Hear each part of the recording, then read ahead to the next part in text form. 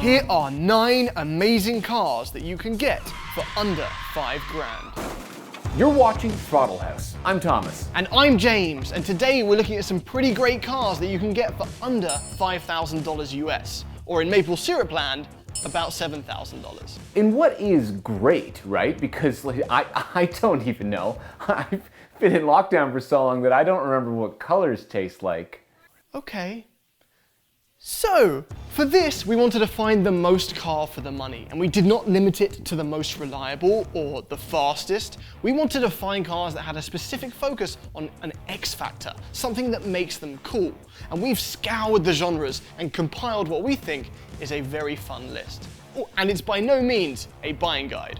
And as always, this is not the only list. In fact, we purposefully tried to stay away from the more obvious ones. Let's do this.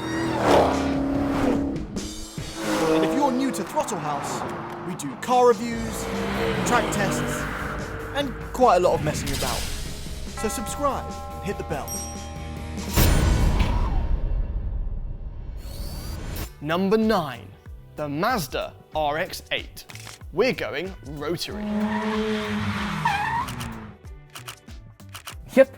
Honestly, I didn't realize these were this cheap. Unique styling, suicide doors, and a rotary engine. Yeah, for those of you that are familiar with the RX-8 being a rotary engine but aren't quite sure what that means, kind of like when you hear that an old Porsche is air-cooled.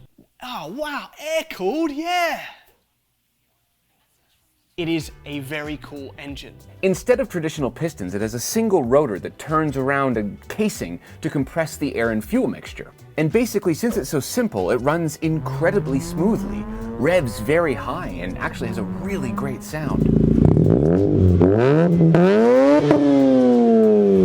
But it ultimately failed because they're horrible on fuel, burn a ton of oil, are terrible for emissions, and you have to be careful how you start, stop, and drive them. But assuming you pay attention to what you're buying and how you own it, the RX-8 is a great sounding, great looking, really good handling car for under $5,000.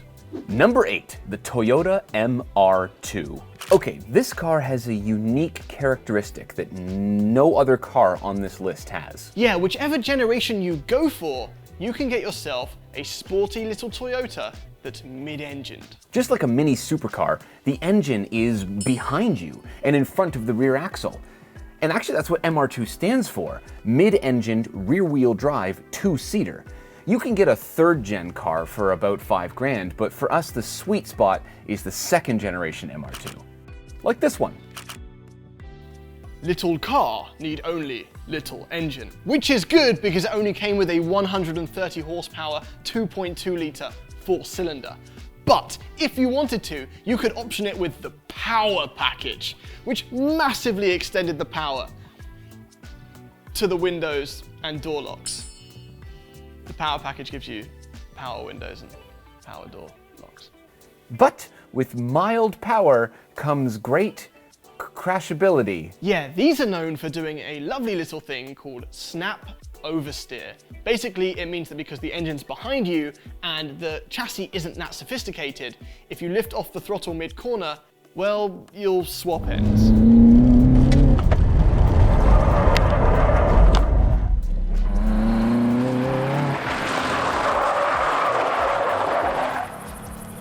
Yeah, it's a bit of a thing, and it's not super easy to control. But the upside is, over the time that you have your MR2, you'll get really good at driving, because you'll have to, or this will happen.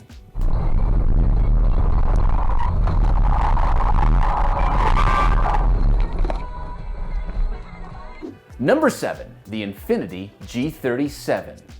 We didn't plan that.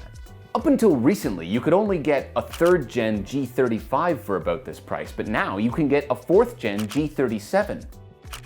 And while a good car, right at the outset, it does need to be said that INFINITI as a brand, I don't think needs to exist. Nissan is a cool enough brand as it is. And recently, anyway, INFINITI has completely lost the plot. Yeah, they look fantastic, but they've prioritized comfort over driver connection. The steering wheel isn't even physically connected to the wheels. Right, but go back in time to the G37 era, and thankfully, it is. And even though you can get a 370Z from this era, those are still quite expensive. But the G37, its bigger, more sophisticated brother, is cheap in both coupe and sedan form. And really, you can only just find them for under $5,000. And it's an incredibly competent sports car. You might have to settle for a not-so-stellar automatic transmission at this price. We only actually found one manual in our range. But either way, you get a late 2000s, so not that old, 3.7 litre V6 that makes a very healthy 328 horsepower. And it has a proper rear-wheel drive chassis. You're basically getting 370Z levels of power and engineering, but for a much cheaper price. And it's more practical. But spend a little bit more than $5,000 if you can. Number 6, the Pontiac Firebird. So those other cars don't float your boat. You don't want an Infiniti, and you don't want a Toyota with a pithy 4-cylinder. What if, for under $5,000 or thereabouts, you could get a monstrous V8 American muscle car? Under the hood of one of these Firebirds, you get the LT1 V8 that was in the C4 Corvette.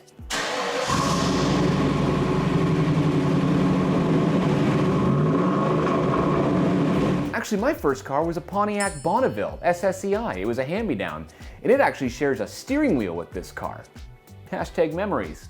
And both of those cars are sadly from a manufacturer that no longer exists. Which is why it's cheap.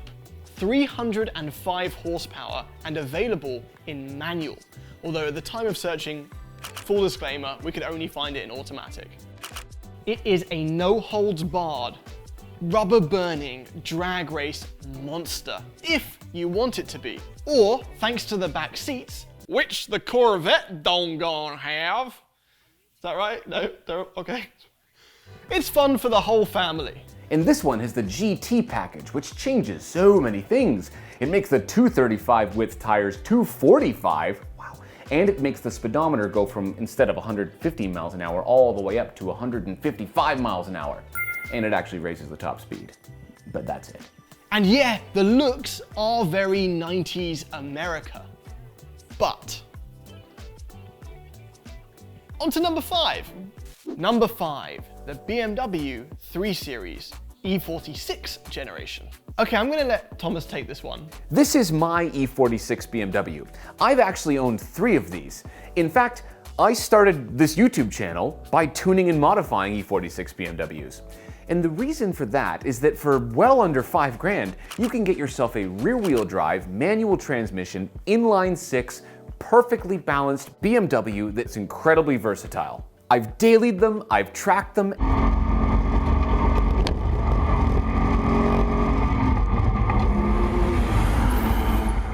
And currently I'm converting this exact car into an endurance racing car.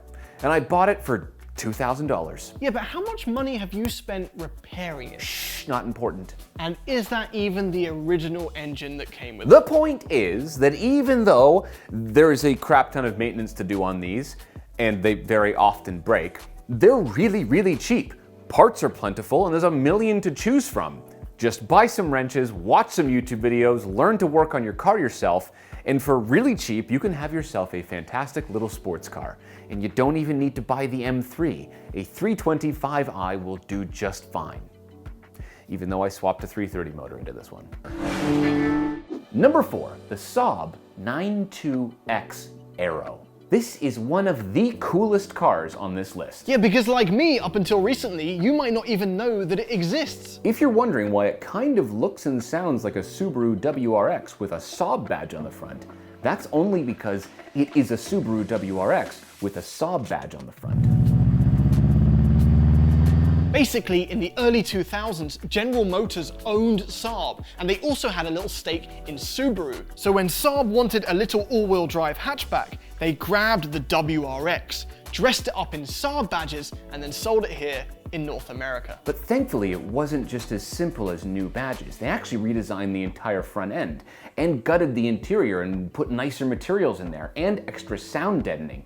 And the coolest part is that they used the steering rack from the STI, so it had a very quick steering ratio. And they tuned the suspension. Yeah, if you can find the Aero trim, like this one, it still has the same WRX 2-litre turbo flat 4, making 227 horsepower. But it's overall just a more comfortable, better performing WRX. And coming from a guy that owns a WRX from that era, I can tell you firsthand, it could do with just a little bit more refinement. Okay, a lot more refinement. And if you're lucky, really lucky, you can find one of these for cheap. But expect all the typical Subaru problems from the era, and good luck finding the Saab specific parts for this car. Number 3, the Ford Crown Victoria ex-police Interceptor. Crown, because amongst sub $5,000 used cars, this one is black and blue royalty. Black and white, blue and white. The fuzz, blue fuzz. What's the police phrase? James, I believe you call them rozzers, bobbies, coppers. I know you like to think it is, Thomas, but my life isn't just episodes of Peaky Blinders. Okay, the Crown Vic. Legend. V8, rear-wheel drive, body on frame. It's essentially a tank in car form. Yep, you can modify them, you can drift them, and they do burnouts.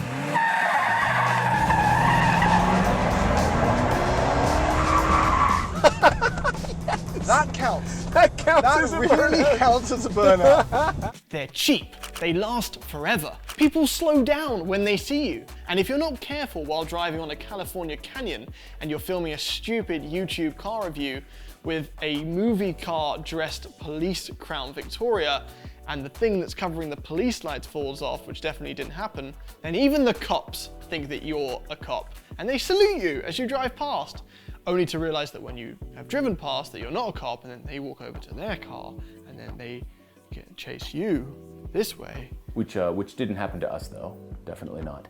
And as long as you don't follow the same back alley YouTube tutorial that James must have watched, you can hood slide them.